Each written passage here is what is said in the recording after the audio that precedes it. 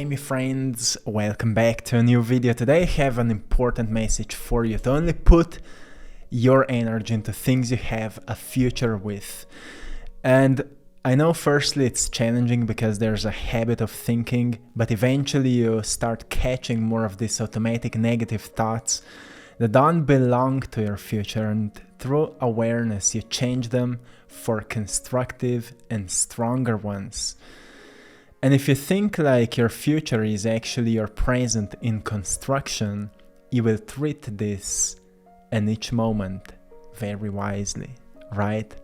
So today we'll dive much deeper into this creative process, how much of effect you actually have on your reality once you understand the fundamental pillars of any transformation. And before we start, I want to say thanks to anyone who's joining us on our freshly created Patreon page, where I'm sharing exclusive content. Also, painting tutorials are coming up. Live guided meditations, the first one is coming on this full moon, November 27th. So you can go there, check it out. It's already published, the exact time. Check it out. Thanks to all of you for supporting my work like that. I truly appreciate you. And also for today's video, I'm sharing with you my latest painting that was finished yesterday, and it's deeply connected with today's message, which has also a lot to do with surrendering to the unknown, what it all means, because this painting process was all about that. So at the end of this video I will share the story behind this painting, so stay tuned to it. So I've mentioned to put energy into things you have future with, but it's hard to do if we are constantly running in the habit of automatic negative thinking. So we need to come to this first fundamental pillar that was taught by many ancient philosophers. And if we track this saying, know thyself, back into the past, we come to the ancient Egypt, to emerald tablets written by being named Thoth. In these tablets there's a consistent repetition of the saying, know thyself. You have to know yourself, you have to know who you truly are. So then from that awareness and understanding and embodiment of who you truly are, you start projecting out creative thoughts that are designing your life the way you want to experience it. So you walk in Dharma, right? You walk in this law of nature that supports you, that just brings back to you more of what you project out. So to know thyself, firstly, in any teachings, we come across understanding that we have to acknowledge ourselves around who we truly are. And for some people it happens that they experience a spontaneous awakening, like near-death experience, or they have an inner experience in meditation. And for other people, they come across this kind of knowledge and insights through ancient texts and timeless wisdom, something we're often talking about. Why it is important? It's important to expand our intellectual understanding of ourselves.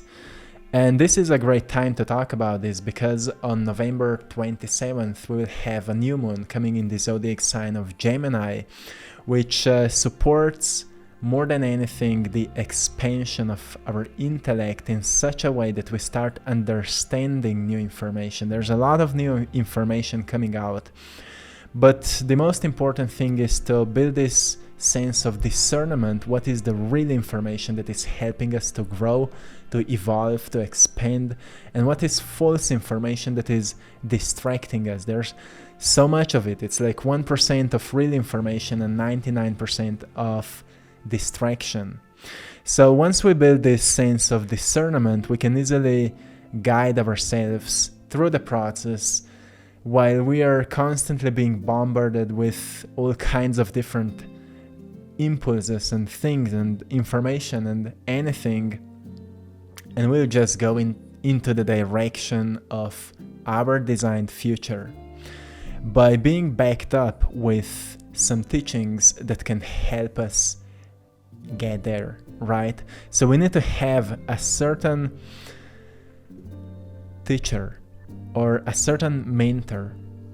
It doesn't need to be a physical person present in your life, but it needs to be an example of the greatest version you're becoming. You can visualize it like Napoleon Hill was talking about, having this vision or this process where he was visualizing a table of masterminds. So he was visualizing people who were for him great examples of different aspects he wanted to learn more. So once you recognize that you can do it as well, you start to think in terms like, who are for me the greatest examples from which or from whom I can learn the most of who I truly am, what kindness truly means, what compassion truly means, what being a great manifester or a great being of accomplishment truly means, what it means to be joyful, to be fulfilled, to be blissful. What are examples of these different ideas that we all have? Because once we have examples, then we can learn from them, we can ask them, we can study them, we can read from them, right? And when we find these teachings or mentors or gurus or masters or whoever who can help you to recognize who you truly are, then you get to the next point where you have to learn to embody it, right? You have to learn to embody what you've learned in this process, to recognize who you are on that fundamental level.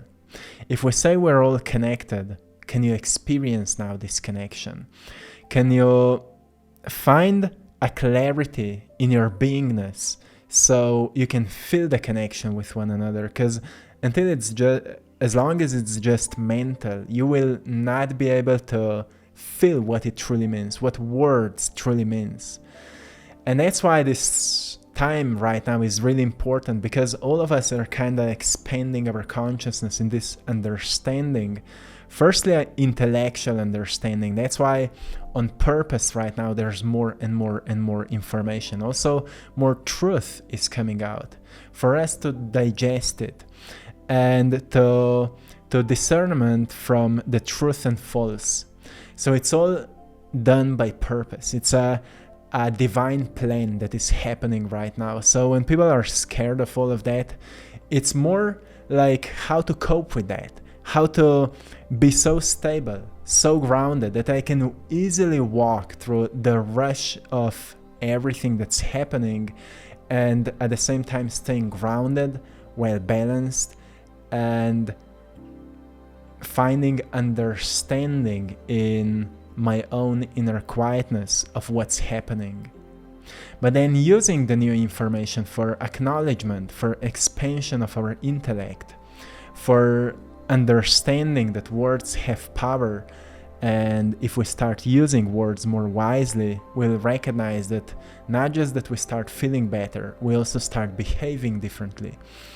But it affects our lives in complete level, because people around us start noticing, hey, you're doing something differently, you're not talking the same way as before, you're not complaining anymore, you're not gossiping anymore. So people suddenly have nothing to talk with you. And you may say, well, it's destroying my life, but actually it's just purifying your life from people who are not being real with you, who are not being, truthful and positive, who are not looking to level up and to upgrade their story.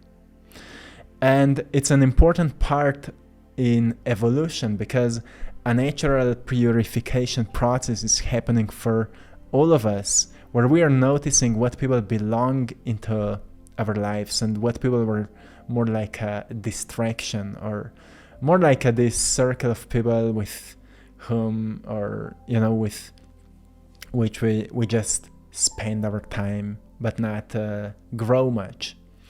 So only put energy into things you have future with is a reminder for you today, because you can recognize how often you still find yourself being in a state you don't even want to be. And I know it's a habit. Everything is a habit. And sometimes people say, well, I feel like there's dark force controlling me. But a dark force is a momentum of so much of negative behaviors from the past. That's what is chasing you. That is the dark force that was created by your actions from the past because of the lack of knowledge of who you truly are. And that's where you start building up or let's say you grow roots in this first fundamental pillar of understanding yourself, knowing yourself. So you need to check yourself and make sure that you are staying devoted to the growth and evolution of yourself. You have to stay devoted to this process, constantly catching yourself when you start doing something that you know that is not good for you, that it is not healthy for you. You catch yourself and you ask yourself, well, will this help me to get to where I want to be, or is this just making me feel stuck? It doesn't mean that you have to let go completely of everything that is maybe unhealthy. But step by step, you build more awareness around it, right? So I want to share a little bit about the painting that you're watching today, because I've started it, as you've seen, with a complex sacred geometry pattern. That was the fundamental plan for this painting. But when I finished that pattern, the painting still felt quite empty, like it needs something more. And I felt connected to this painting on a really deep level. And I said, well, I will wait for it to guide me. And then I was waiting for around 2 weeks, I think. I was not touching it, not doing anything with it, until I felt, okay, let's add up some colors onto it. And it brought me to the next phase of this painting. So what it means is that sometimes in life we don't know what to do, and we feel kinda lost and stuck. But deep inside we feel that we have to move forward, but because we don't know how to move forward, we wait. So even waiting is okay. Sometimes we just have to let go of any effort to recognize where we are and to recognize how we feel about ourselves, how we think about ourselves, how we feel about our lives, everything we've created over the years, consumed and managed over the years. So we can objectively look around us and see, are we still happy, are we still joyful, are we still fulfilled, or for how long we are lacking these great qualities. That was the process with the painting. And then, at some point I felt, let's add up some colors. That's what happens in our lives as well. At some point we wake up and we say, let's change our routines. Let's change this habit. Let's start doing something new, like a new hobby, or let's socialize a little bit more. Like, again, right now is a great time to expand or become a bit more courageous around the way you're socializing yourself, to step outside of the comfort zone. Energies are really supportive for socializing. Many great relationships may come out of this phase. So really think about what is lacking in your life right now the most, and focus on creating it. Focus on creating it. Because that's how you will notice. Like the painting, I thought, oh, some colors are lacking. It's still quite empty. And I've started adding colors. And then as I was adding it, I still felt kind of lost. I had no idea what I'm doing. But I was constantly saying to the painting, Please guide me. So I felt this deep trust that whatever I will add up onto it will guide me to the next phase. And that's how it worked.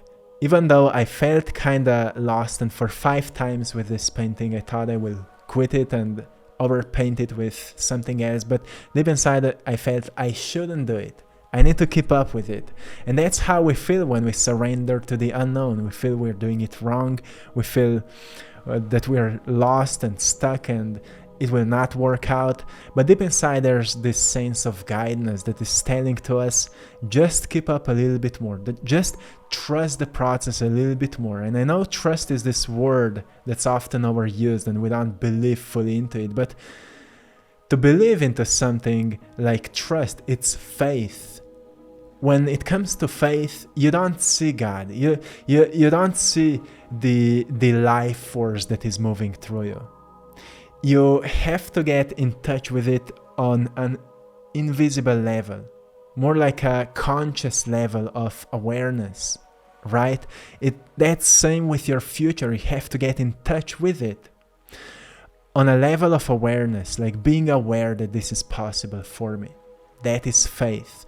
And when faith is present in your consciousness, trust then means that you're willing to walk towards it until it happens. That's trust. It's not something you think yourself into doing. It's more like connecting yourself with that envisioned future or planned future. Or doesn't matter if you're writing it down, visualizing it, doing affirmations around it, doesn't matter. As long as you feel connected to it, you will have this sense of trust that at some point it will work out. That's why building this connection, this relationship with it, is like learning how to construct reality. Like building a house or making a painting. You start somewhere, and in the middle of the process, everything is kind of messy. And you're not sure if you're doing the right thing. Doesn't matter how much you plan it, doesn't matter how much you organize yourself. There will be times where you will feel lost, where you will feel like you're not doing it right, like you're not enough, or you will judge yourself and you will compare yourself with all those other people who are already successful because you don't see the time they've put into their work. So I wanted to remind you that there is a process to everything, and this process needs to be maintained with your effort, with your energy and your imagination. You have to imagine things into existence. You have to see yourself being there, and you need to know that this is your true power. You're all imagination, right? Neville Goddard was talking a lot about this. Man is all imagination. What you imagine, you become. But in this time of super fast evolution of technology, it's really easy to become attached to external world, and because we don't need to imagine things anymore. You can turn on the phone and watch videos and movies, and now with AI there's so much of incredible content that it's easy to completely let go of the need of using your imagination, because you can find everything in technology. But at the same time, this is taking you away from your own inner technology. Not that it's bad, it's great. It can help us to evolve in content creating and connection with others, but we need to use it in balance with our own inner technology, so we don't forget that our inner world is our main point from which we are experiencing life. So once we learn more about who we truly are and we learn to embody more of it, we recognize that we want to do something with this understanding, this embodiment, and that's the point where we become really, really creative. So as I've seen that this painting is actually turning out into something really interesting, I became even more creative with it. I started adding details. I've created this background that is really colorful. That you see, I was not planning it. I've started it completely differently at the beginning. And then I added a black color around because I thought I will do something differently. But as I've started seeing the evolution of the painting, I became more creative with it. So I've started playing with colors even more. And at the end, I finished this eye. I added up some more creativity into it, some more details, more time into it. And it created a beautiful momentum that taught me how powerful I am as an artist, how capable I am as an artist. And now I just need to take this knowledge and implement it into my life even more. I've experienced this kind of manifestations often before, but each painting taught me a deeper or teaches me a deeper level of this process. Only so I can then also share it with you, right? And that is the expansion of ourselves. So I hope you found a great value in today's video. If yes, hit the like button and subscribe to this channel. It helps to bring this message to more people. Thank you so much for that. And once again, I want to remind you, on November 27, we're running a collective guided meditation on our Patreon page. The link is in the description of this video, so feel free to join us there. And till next time, one love.